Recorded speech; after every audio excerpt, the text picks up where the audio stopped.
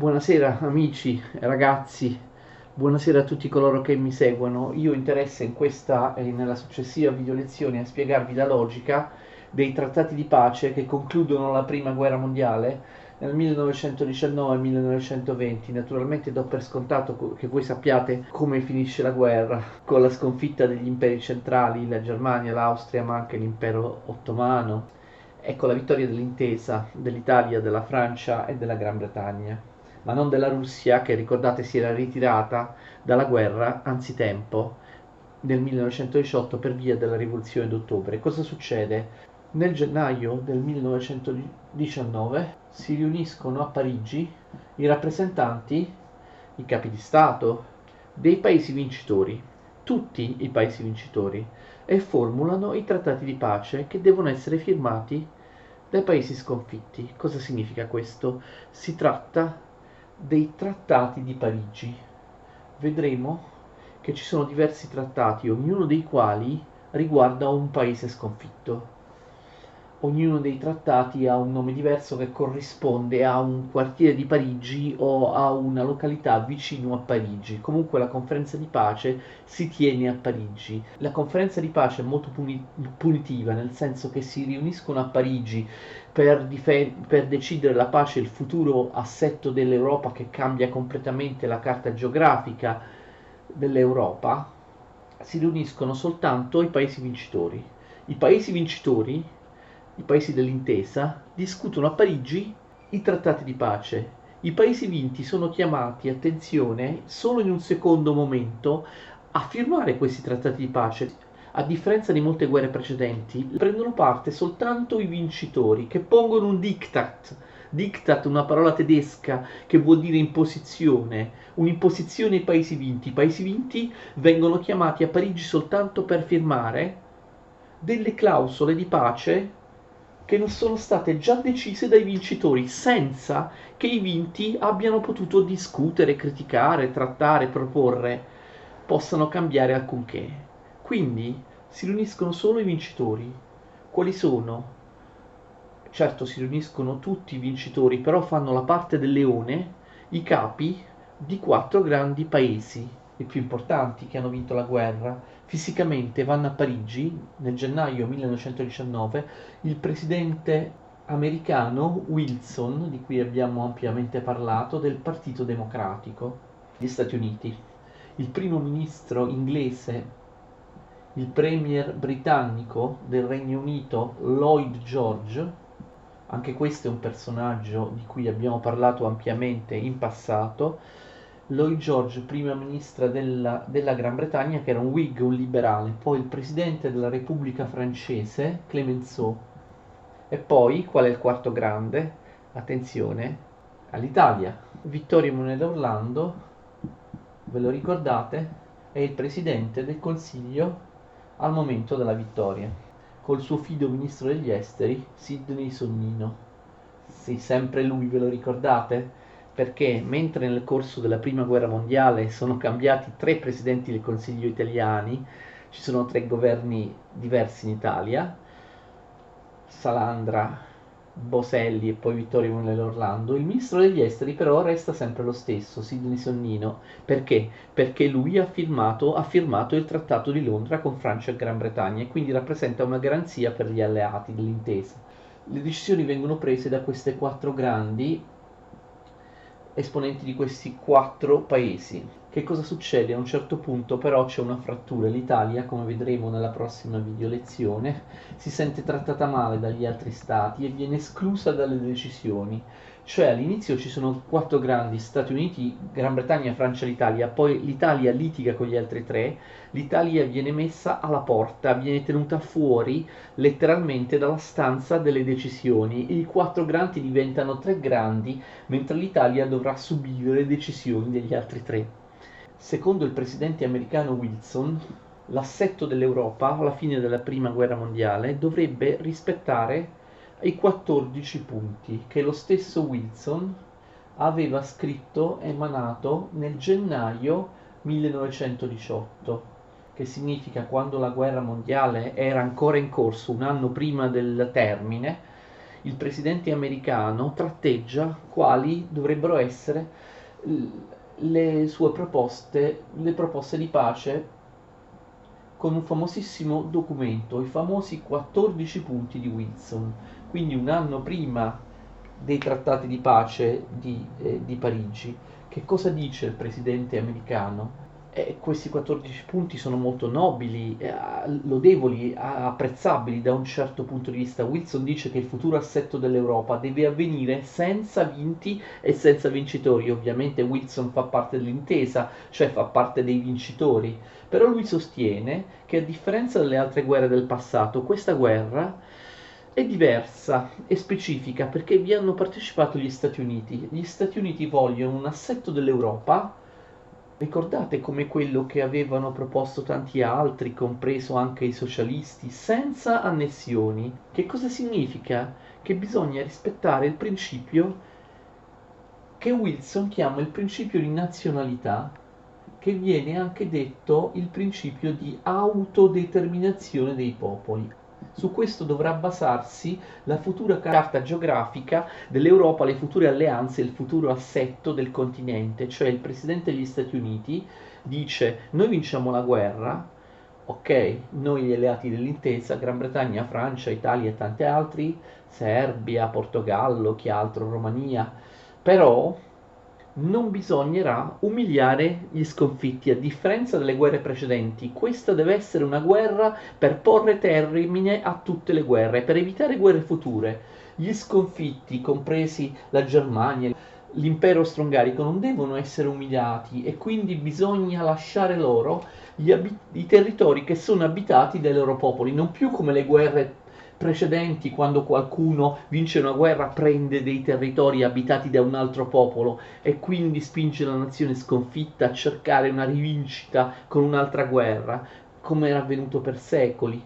Gli Stati Uniti si sentono invece, dice Wilson, i salvatori dell'Europa, coloro che si propongono come un paese che ha un ruolo storico completamente diverso rispetto ai soliti paesi europei belligeranti delle guerre.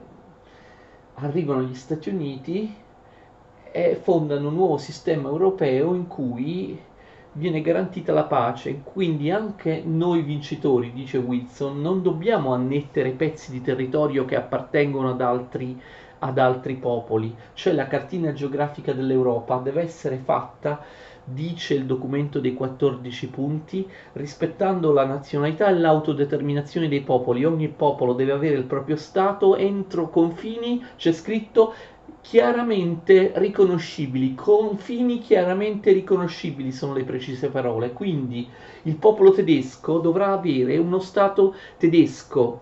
Il popolo francese, pur avendo vinto, avendo sconfitto i tedeschi, non dovrebbe annettersi, prendersi dei territori abitati da tedeschi, cioè bisogna creare, indipendentemente da quelli che sono i vinti e i vincitori, un'Europa dei popoli in cui ogni popolo si autodetermina, in cui ogni popolo esiste all'interno di confini chiari, delimitati rispetto a un altro popolo, per creare quindi una pace duratura, una pace permanente.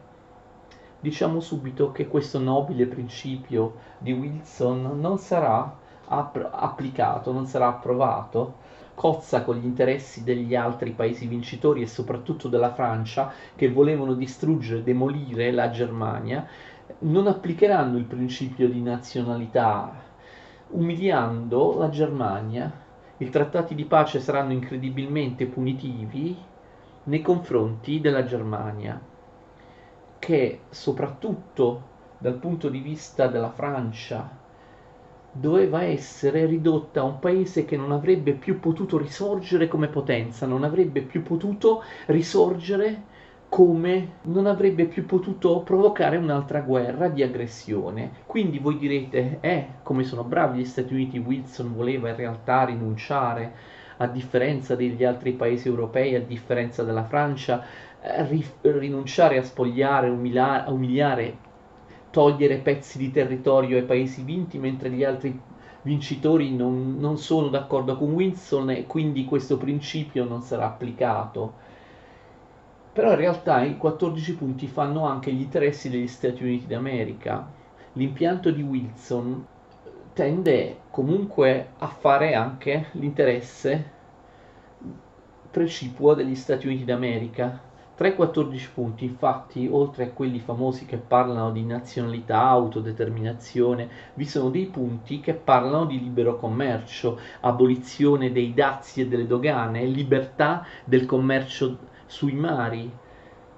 Ricordate che fu proprio la violazione del commercio dei mari con i sottomarini tedeschi che affondavano le navi statunitensi che provocò l'ingresso in guerra degli Stati Uniti d'America. Quindi alcuni di questi punti vogliono, alcuni dei 14 punti, imporre un libero mercato internazionale, bisogna essere liberi di scambiare merci tra un paese e l'altro senza dazi doganali, come se i confini non esistessero, e essere liberi di commerciare, di vendere, di acquistare con chiunque. Questo non significa prendere dei territori, però comunque favorisce gli Stati Uniti perché gli Stati Uniti erano un paese industriale molto molto più potente dei paesi europei, anche di Francia e Gran Bretagna, che pur avendo vinto la guerra, vi ricordo, erano usciti distrutti, devastati, impoveriti dalla guerra, con tantissimi debiti nei confronti degli stessi Stati Uniti, e quindi quelli dei 14 punti che impongono la libertà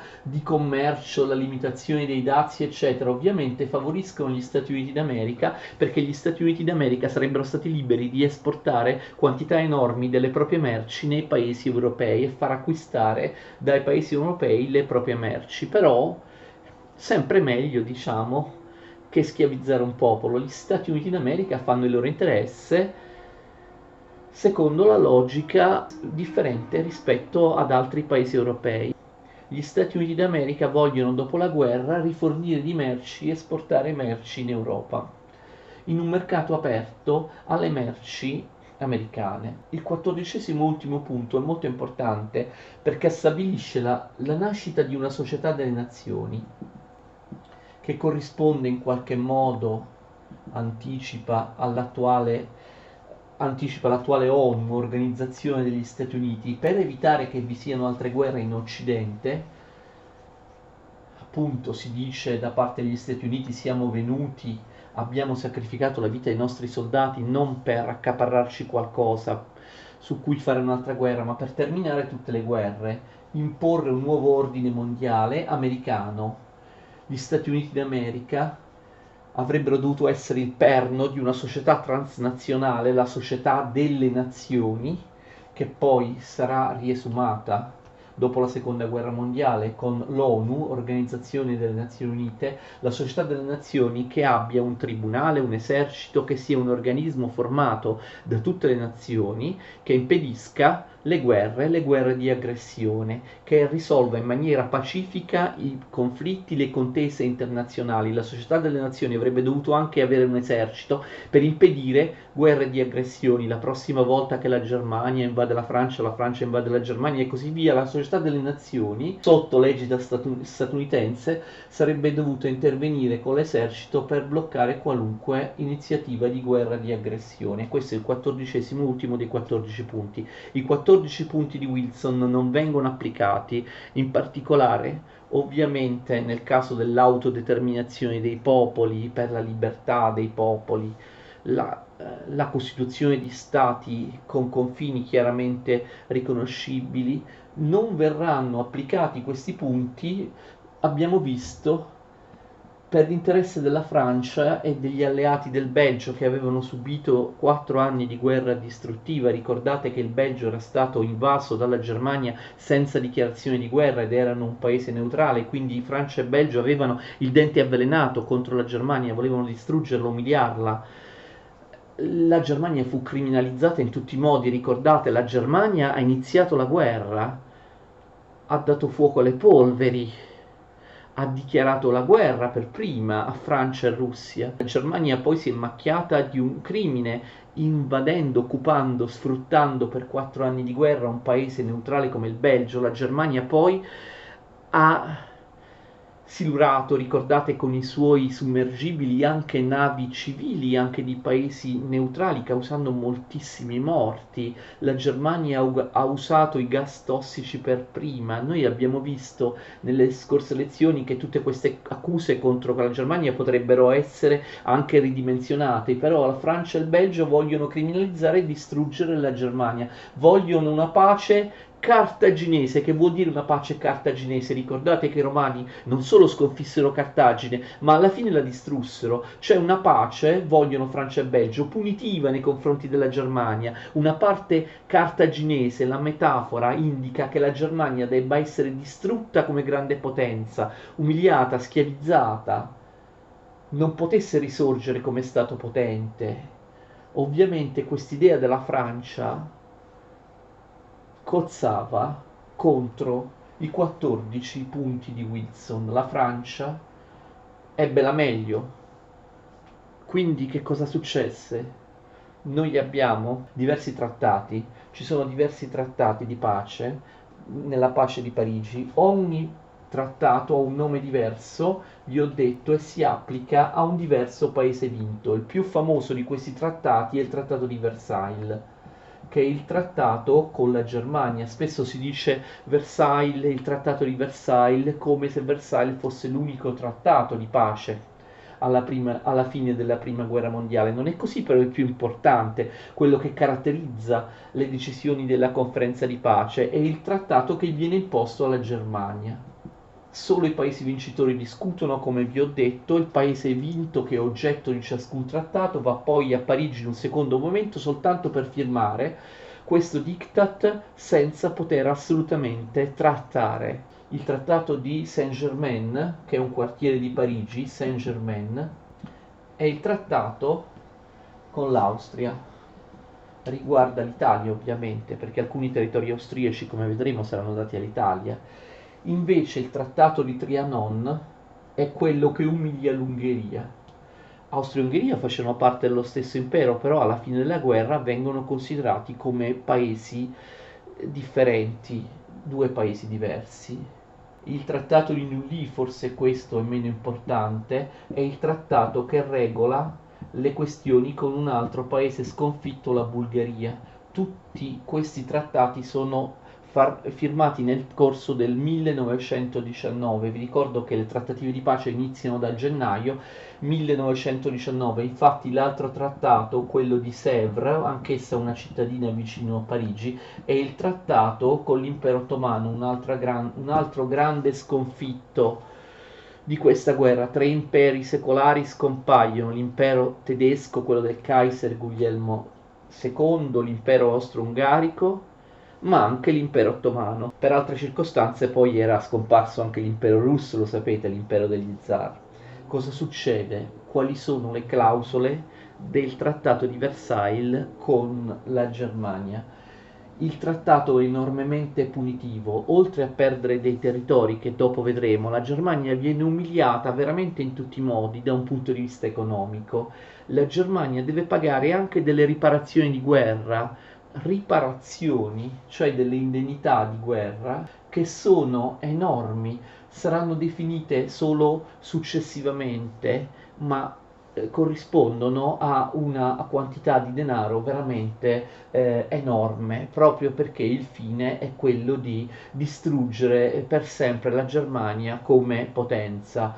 E quindi la Germania perde numerosi territori, ma deve anche pagare delle fortissime indennità di guerra.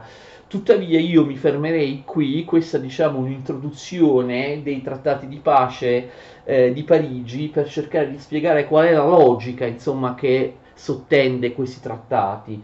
Spiegherò con precisione, nel dettaglio, le clausole di ciascun trattato nella prossima lezione, la seconda dedicata ai trattati di pace del 1919-1920. Continuate a seguirmi, grazie a tutti, arrivederci.